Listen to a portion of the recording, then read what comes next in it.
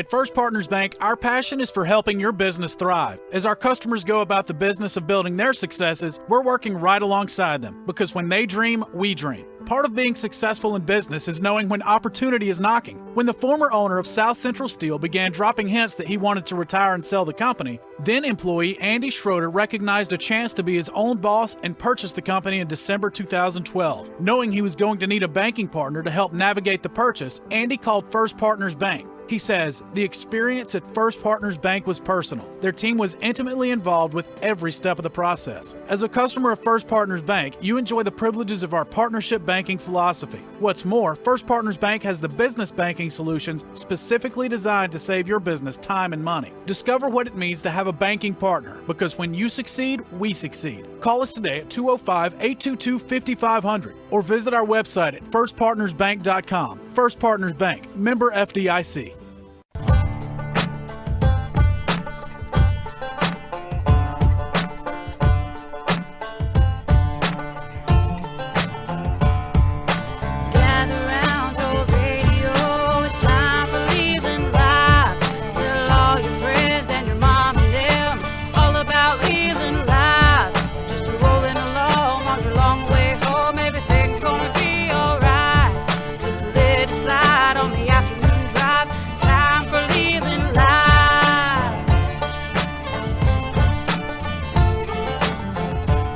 It's 6:05. Welcome back into the show tonight. Time for our Thursday night sort of entrepreneurial business segment that we do. Look, we want you to chase your dreams. We want you to go out there and still try, even in this environment, to do the American thing, and that's have a piece of something of your own. So First Partners Bank on Thursday nights for a little bit brings us some interesting people. Bethany Meadows. Good evening. Is she kind of arranges all this stuff, and I'm excited about who we've got in here tonight. We talked to business owners about how they did it and how they're doing, and we really get great feedback. A lot of folks learn from hearing from you guys. Tonight, Andy Schroeder, he's the president and owner of South Central Steel. What do you do, Andy? Obviously, I'm the owner of South Central Steel down in Harpersville, Alabama. Okay. Which I purchased approximately a year ago. Okay. What made you decide to do that? We're here in the middle of a tough economy, and pull up a little bit closer on that mic while you're at. Sure. We're here in a tough economy, and you barely seeing some signs of growth, but you're out there buying a steel business. You know, it's interesting. I ended up there because of the tough economy. Yeah. I think as we were talking a little earlier off air, I was in the development business, working in real estate development, going around the country, building mixed-use facilities, everything from student housing to condos. And as we all know, that market just absolutely collapsed. Everything died. Right. And I had to find something else to do. And quite literally, I answered an ad in the newspaper. Really? Out of the Birmingham News for a job at South Central Steel. Okay. Trying to find somewhere to land where I could stay in the construction, industry. Because you see a lot of that stuff from a different perspective, so you had a fundamental understanding of it. Right. So you go to work for them? Right. Went to work for them. I was there, approximately 3 years.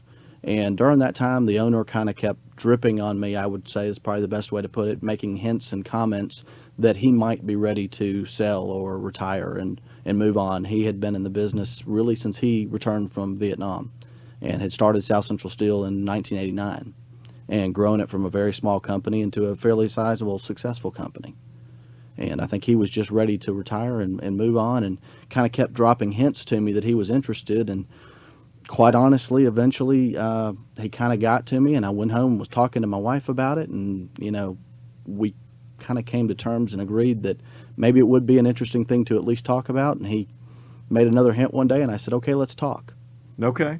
So you got the ball rolling. I got the ball rolling. We went and sat down over lunch one day, and it started with, are you really interested in selling or not? And, by the time we left that lunch table, we had a nice notebook sheet of paper with a bunch of at least sketched out terms for making the deal happen. It's almost a back of the envelope kind of thing, just putting it together. That's right.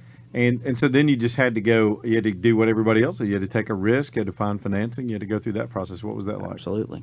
One of the great things is that having been in the development business, I had worked finding financing for those real estate deals over the years. So Yeah. I had a lot of great contacts in industry, and Art Freeman over at First Partners Bank was somebody I had known for quite a while.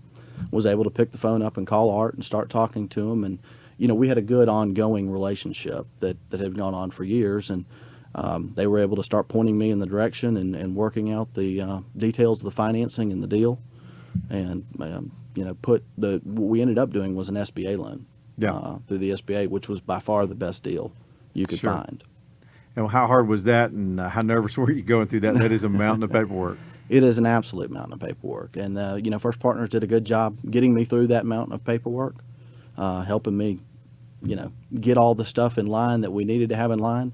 I wouldn't tell you it was all easy and smooth, because dealing with the federal government in any manner or way is never easy or smooth. No doubt. They always find a way to gum the works up, I guess would be a good way to put it. So you got it done, and you've been doing it a year. Tell me what you've learned in a year. Well, it has been a fabulous year.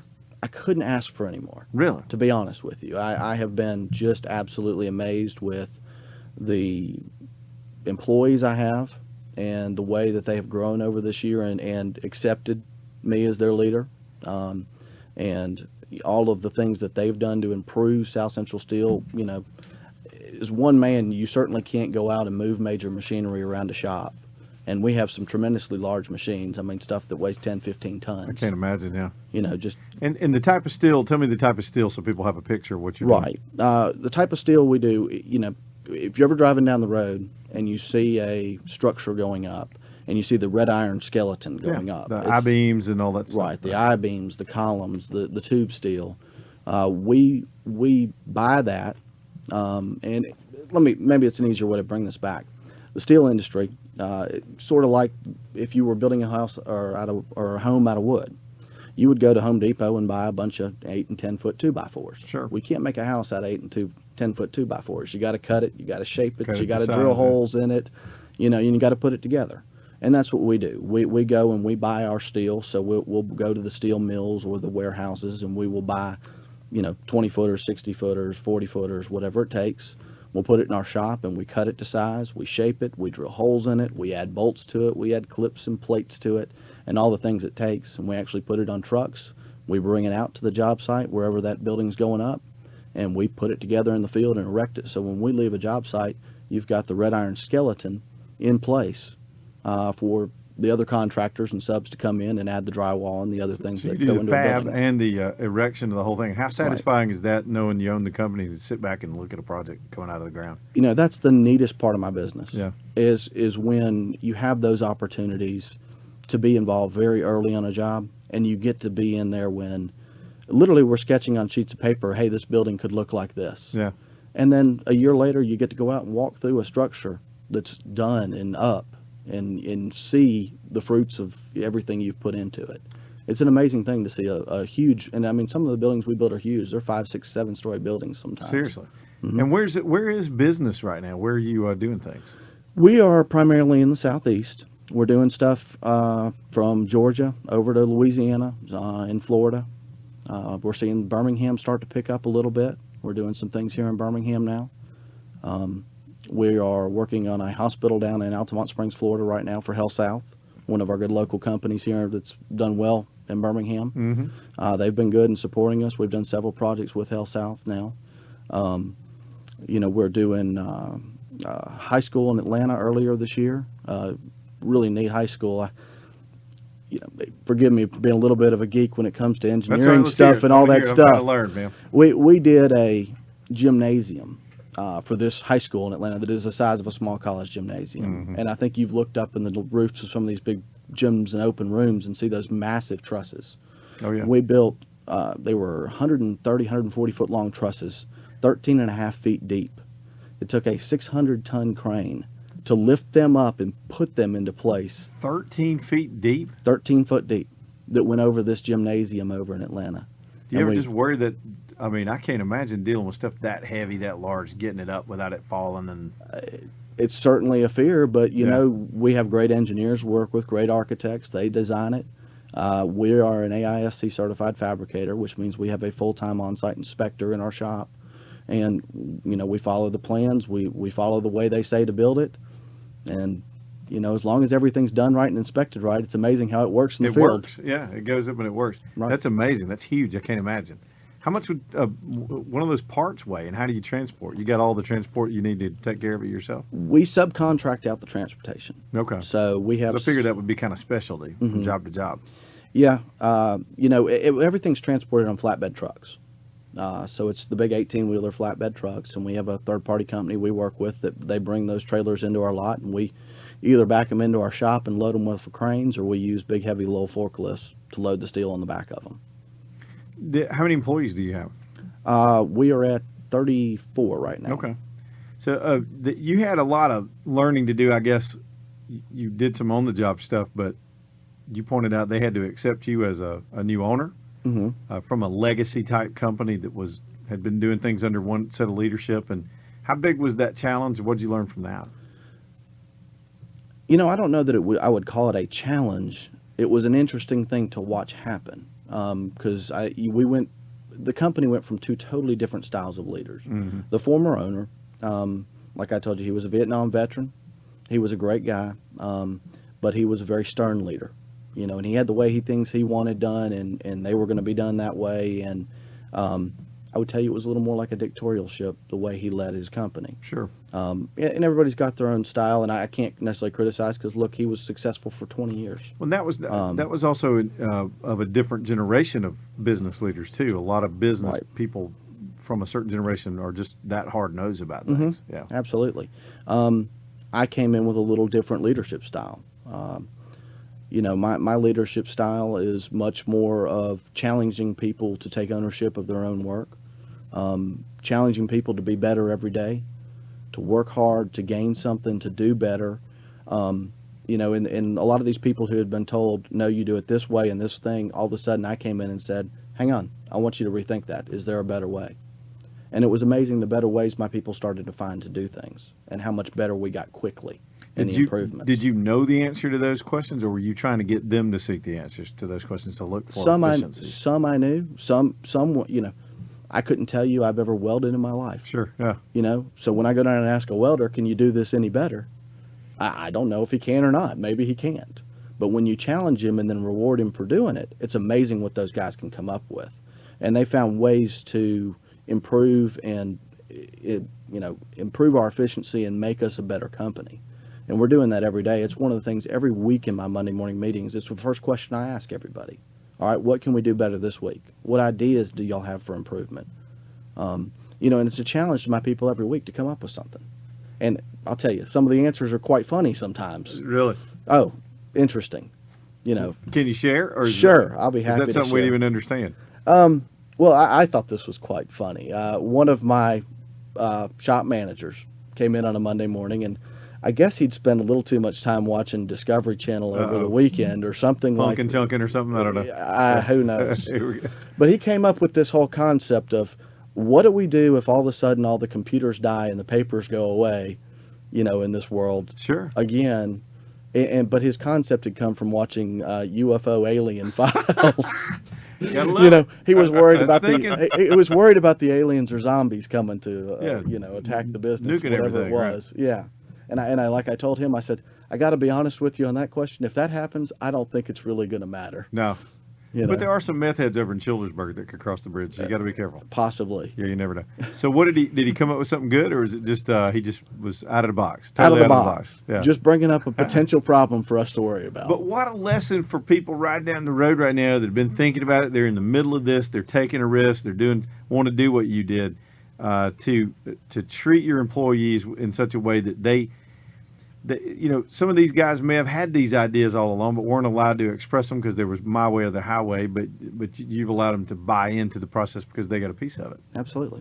And that works. Yeah, it works very well. It's working well enough that he's created 6 new positions this past year since he's taken over. So he's growing the company. In the manufacturing part or the engineering part, or what? In the shop, in the manufacturing section. We've added 1 project manager over what we had. And we are added 4, I think, positions in the shop, or 5 positions in the shop now. Outstanding. And I actually have to hire another 6 to 7 people between now and February. Well, let me ask you about that. I see this Mike Rowe guy on TV, and everybody's talking about skilled labor, those type jobs, that kind training. Is it out there? Are people out there training? Are you having trouble finding folks to do that work? It is hard to find people to do that work. Why is that? I would like to know, but we are struggling. We need welders and fitters in our shop right now. That's the pinch point we have. And finding a qualified welder who can pass a welding test, and by a welding test, I mean come into our office and here's 2 plates, weld them up, and then we're going to send them off to be inspected, has been very difficult. We've had probably 6 people fail that test in the last month. And you're not going to hire them. I can't. No. Since we are an AISD certified shop, they have to be able, and every job we do, the general contractors will send us, hey, send me your welding certs. I want to see where all the guys who are welding and putting the steel together are certified welders. And we have to certify them when they come in the door. That's literally the integrity of the structure and your business. That's right. If it's done right. So have we just abandoned, educationally, that kind of training, or people in America drifted away from learning those kind of skills? Did we just devalue them? Why are we? Because I hear that everywhere in your industry, and I hear it in other trades as well. It's a good question. I think we've put a lot of pressure for a lot of people to go to college that probably shouldn't be in college, in all honesty. I don't think we've valued enough the hard workers, the guys that do the hard work. Yeah. I mean, let's not joke about it. There's a reason that we have a border problem with Mexico and they're coming here, the skilled labor is, because there's work available. If we had enough skilled workers and enough quality people in this country who had those skills, they wouldn't be coming here because those jobs would be filled. They're coming here to show it. How are they getting the skills? In some of these industries, probably not yours, but others. Yeah. But I assume, in our industry, in the construction, and I'm talking construction in general. Yeah. But, I assume they learned them at home in an apprenticeship type situation as kids growing all the way up. They were brought there by their parents at a young age and taught, how to, whether it be weld or whether it be mason or whatever those skills may be. And historically in this country, that's what we did too. We took our children into our workplaces and we started teaching them what we did at a young age. I just don't know that parents are doing that anymore. And it's a great thing that we've had the dreams that all of our kids should go to college and should do all these things. But I don't know that it's a bad dream either that, maybe you'd be a good welder or a good mason or, those are great dreams too. And in some places you can do a lot better financially at it, sure, as well. Absolutely. It can be rewarding. Let's just talk about business in general. Okay, so you took the leap, you took the risk. Mm-hmm. Give me some advice for people out there. They're kind of nervous. They want to do it. They don't even know how to start. What would you tell them? You've got to take calculated risks. That's the first thing. There are a million business opportunities and ways that you could be in business out there for yourself. Everything from direct marketing stuff to, different kind of plans.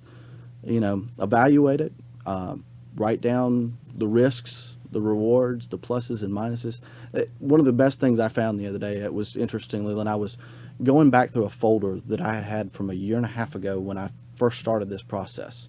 One of those things that had gotten stuffed under another thing, and I found this 3 sheets of notebook paper in that folder. Right. And on it I had wrote strengths, weaknesses, opportunities, threats, and a bunch of handwritten scribble that I had been sitting around somewhere on, does it make sense to buy this company? And then I said, okay, after that I took another sheet of paper and I said, all right, if I buy this company, what has to happen? What goals do I have for that first year that have to be done and accomplished? And it was amazing to look back a year and a half later, because I'd forgotten about that piece of paper, to be honest with you. And when I looked down that list of goals, we had accomplished all but one on that list of about 15 points. So your initial instincts were there, and you were able to pull it off in a year and just keep moving ahead. Yeah. And I never would have thought I'd have been able to. Your either. mindset is probably radically different because you got distance and space and time and experience in a year. But, it blew you. When you make those plans, and if I was telling someone to do something, make those plans. Set your goals. Make them achievable. Make sure you're ready to follow those goals. And when you go all in. Either you're going to go all in or don't go. You've got to set everything in your heart and mind into it. And once you do it, don't look back. It's what built this country. Yeah. You First Partners brings us this segment, and they're so good to do business education and bring us folks like you. But you've worked with them and I just want to talk about them for a minute. They Sure. You had some finance experience, obviously being in development. I actually have a finance degree. Okay, so you already understood it. From Auburn University. Let me get that in here. Can I go ahead and give him a War Eagle right now? Is that okay? And I'm headed to Pasadena too. Are you really getting to go? I'm ready to go. I should have bought a steel business. See, I'm in radio. I can't afford to go. I'm just kidding. Plus, they won't let me leave. So you're dealing with First Partners, and you said they were of great help to you. Here you are, finance, but they were able to help kind of hold your hand and get you through this process of starting it, the whole thing. Yeah. You bring them the ideas and the dreams and the thoughts and the business and the background of it, and they were able to put it into a package and I guess help me find the best fit for the best financing for the company, and help take that through the point of closing. And I don't know if anybody else has ever done a federal government SBA, HUD, if you've had a house, something type loan like that. Yeah. The stacks of paperwork are immense and I've crazy. seen them. I've had big ideas in the past, and I've seen them, and I've gone and said, well, I'll try an SBA loan. Then I looked at that piece of that book.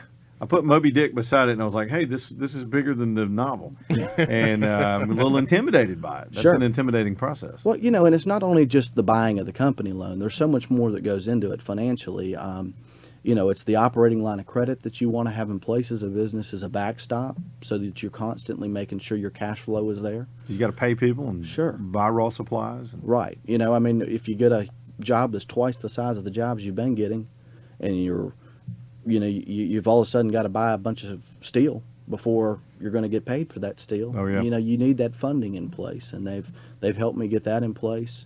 Of course, they've been great to work with as far as my checking account and money market accounts, and the various accounts that we keep with them, and the direct deposit feature they've got, where my bookkeeper literally sits at her desk, scans a check in, and it's deposited into my account. Straight in there, yeah. We don't go to the bank. I mean, we are able to take that check and it's in there within 10 minutes. It's a great feature. That makes the business office as efficient as what you're working on out there in the shop. Absolutely.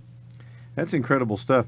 How do you find business? How do you go out and find new clients? I mean, that's got to be a constant part of it too. It is. One of the best things is having been in the construction industry pretty much all my life since I got out of college. I had a great network built up in the Southeast of general contractors, architects, engineers, people in this business that I've known for a long time. So I had a great network, and the word of mouth has been great too. The word of mouth marketing amongst, you do a good job for this firm, they tell you and pass you on to the next firm. And over 15, 20 years, it's good, too, that a lot of the guys have started with at Firm A and moved on to Firm B, and they've taken us with them when they've gone. So another good lesson for new guys and newbies wanting to try it, use your networks that you have, develop those, nurture those, keep those intact. Shamelessly use your network. Sitting in church. Yeah. At the Little League. Yeah. There's nothing wrong with that. Sure. We should all hope, and I do the same thing. I help my friends. When they come to me and say, hey, can you help me move on? I do the best I can because I'm always hoping tomorrow someone's going to return the favor to me. I'm fascinated by your story. I pass by your business in Harpersville all the time, going to Auburn a lot of times, heading down the road to see the boys. And so every time I walk by there, I'll say, hey, I know that guy. Well, I'd love for you to stop in. I'd give you a tour. I am so fascinated with anything about construction. AJ knows I'll do a factory tour in a minute. I'd love to see how stuff's made. And I'd love to come out there and visit with you sometime. Would love for you to. We've got some amazing machinery, some great, it's all, these days it's all becoming more and more automated, what we call CNC driven machinery. So it's quite literally a lot of our machinery in the shop's wired straight into the computer systems and takes straight from the detailed drawings that we get and fabricates a lot of the steel almost automated completely. That's just tight. I bet that's just completely tight. It is amazing to watch a 60-foot long beam that weighs 3 tons be pulled through a machine, cut into sections, and have holes drilled into it and come out the other side. And match up perfectly on the other end. That's amazing stuff. Bethany with Vertical Solutions, who's been putting all this together for us on Thursday nights. Bethany, we appreciate you. Can we, before we run out of time, plug the event that First Partners has got coming up with the with the training in January, and I want to talk about the Tools for Success magazine, which I was thumbing through just the other day again. Yeah. Okay. Well, we are doing a building a marketing plan workshop, and this is really great if you're a business owner and you've really not ever gone through that process step by step of figuring out what your objectives should be and the roadmap, I guess, to get there. So this is something we're going to do and kind of hold your hand through the process. It'll be at the Homewood Public Library on Tuesday, January 28th. It is a lunchtime event, and lunch is provided. It starts at 11:30, and you can reserve your spot there by calling Leslie West at 205-332-6620. Outstanding. And Tools for Success can be picked up at First Partners Bank. First Partners Bank. I've also made it around to a number of the public libraries in town and chamber offices, so you can go there, and I'm starting to get it out to some of our business points as well. It is a well-done publication, worth your time to pick it up. There's always something good in it, and they do a good job putting it out. Look, I want to thank First Partners, and thank you, Andy, for coming in tonight. Absolutely. Bethany, we appreciate that. Thank I feel you, like I Leland. learned something. I'm going to come by and knock on your door sometime. Hey, love to have you. Talk to y'all in just a minute. It's 6:30. Back in a minute. My name is Elam Holly, and I am CEO of First Partners Bank, member FDIC. While some might think it's unusual for a bank to step outside the box and provide resources for business owners, we believe that being a great bank is just the beginning. We want to be your banking partner in life and in business, for now and the journey ahead, because your story is our story. Our success is tied to yours. We call it partnership banking, and it's the core of our mission. In fact, at First Partners Bank, we have developed an entire program of resources designed to help small business owners grow and succeed. They include the Tools for Success blog, the Small Business Workshop series, Tools for Success magazine, and of course, the Tools for Success radio program. Each of our Tools for Success initiatives are free and available to every business owner in the community, whether or not they're a customer of First Partners Bank. We've even set up a special website just for Tools for Success at yousucceed-wesucceed.com, where you can learn more about all the resources available for business owners. While you're there, you can subscribe to the blog, check the schedule for our next workshop learning event, browse through the virtual copy of the latest issue of the magazine, or listen to a podcast of the radio program. We are bankers, but first and foremost, we are partners. Partners with our customers, partners with our community. Our philosophy, our mission, our purpose is simple. When you succeed, we succeed. Call us today at 205-822-5500 and let us show you what partnership banking is all about. At First Partners Bank, our passion is for helping your business thrive. As our customers go about the business of building their successes, we're working right alongside them, because when they dream, we dream. Just like a modern-day fountain of youth, the team at La Vie MD provides their clients with a customized experience that leaves them feeling refreshed and years younger. However, like with most businesses, taking a daily trip to the bank was both time-consuming and distracting. That's why Roy Savoy, the owner of La Vie MD, has partnered with First Partners Bank. After reviewing his needs, First Partners Bank developed a business banking plan that included courier service. Now, with their bank deposits scheduled for pickup on a daily basis, La Vie MD can concentrate on what's really important, their clients. As a customer of First Partners Bank, you enjoy the privileges of our partnership banking philosophy. What's more, First Partners Bank has the business banking solutions specifically designed to save your business time and money. Discover what it means to have a banking partner, because when you succeed, we succeed. Call us today at 205-822-5500 or visit our website at firstpartnersbank.com. First Partners Bank, member FDIC.